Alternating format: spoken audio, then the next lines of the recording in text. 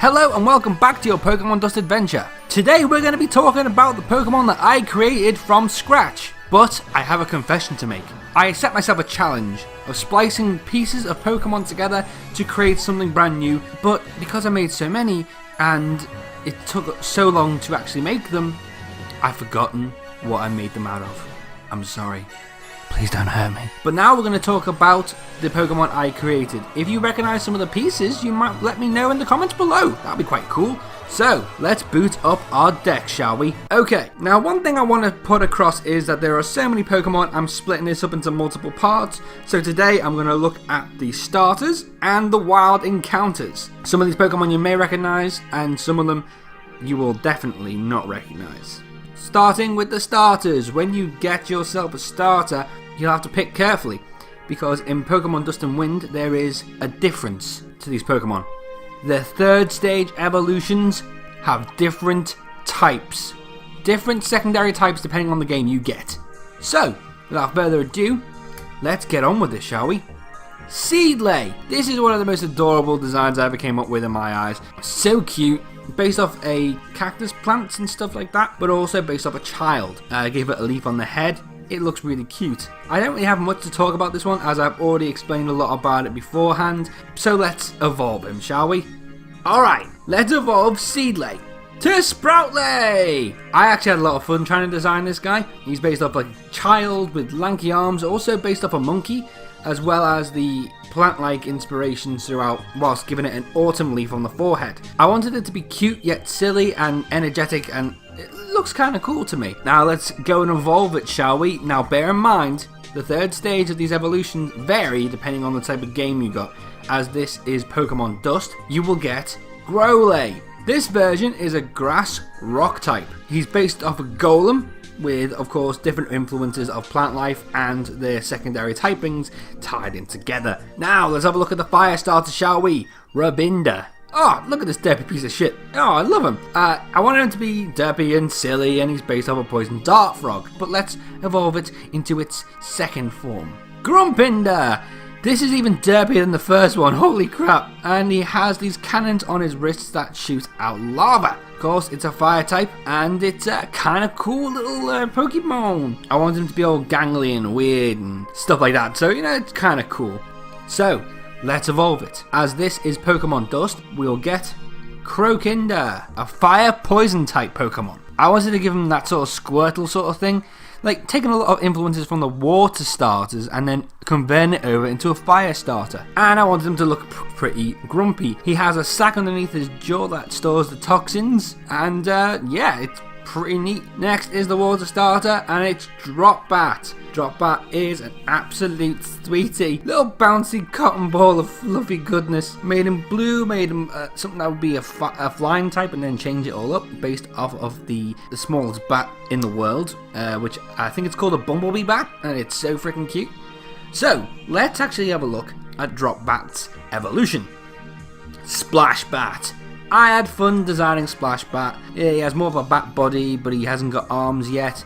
His wings are cute and he looks all happy and adorable and really sweet looking. Of course, it's just a normal water type, but of course, with the split evolution, as this is Pokemon Dust, we'll have Washbat, a water flying type. This is based off of wyverns and bats, and it looks pretty sweet. It's got a great mane on it, it's got a cool little colour scheme, and I think it's rather sweet. Time to go on to the wild encounters. This is the largest part of this segment of the video, so we'll be listing off these Pokemon and talking a little bit about them to the best of my ability. Now, even though I'm doing the variations of the starters and so on, there are variations on the wild encounter Pokemon as well. So each game has something completely different. As their neighbouring regions, local Pokemon will have two different forms, so it's going to be quite interesting. Starting with Quailic. Of course, it's a normal type and are based off of Gambel's Quail, but we haven't seen it evolve. So let's evolve it to Questral, based off of Kestrel. Who'd have thunk it? He's a normal flying type, and it's kind of sweet with the dots and the orange pieces all over it. So let's evolve it to its third form. Quailorc, based off a hawk, of course.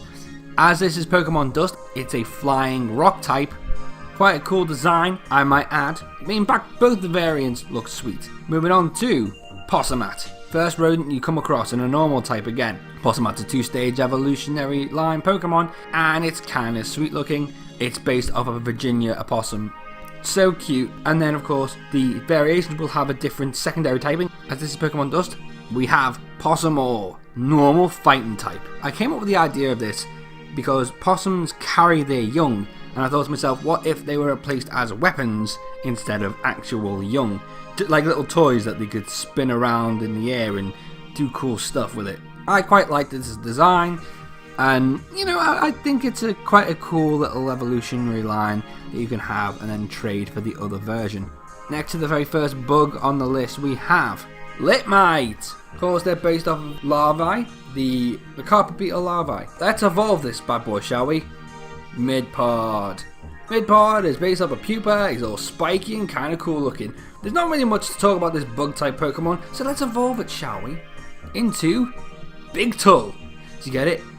Little, medium, and big. Big Tull in this version is a bug flying type. He has wings now. Now, this is an interesting one now. There are variants, but this time it's a gendered-based variation. In the other game, there is the female equivalent, which means that in both regions they will meet up in the middle to mate and breed and get some eggs going, huh? But let's look at this version now. Prafish. It's a water type and it's based off a piranha. It's it's a pretty sharp looking bad boy. So let's actually evolve it, shall we? Prowale. Prowale is based off a whale and a piranha, and it's water dragon type. Yes, it's gonna be pretty sweet. Okay, this next Pokemon has been made from a joke. Me and Fedora, my girlfriend, have been discussing funny names, and then we had a joke about a buff hamster. So it inspired me to make Bamster, normal fighting type. It is a horrific thing. A horrific thing. Yeah.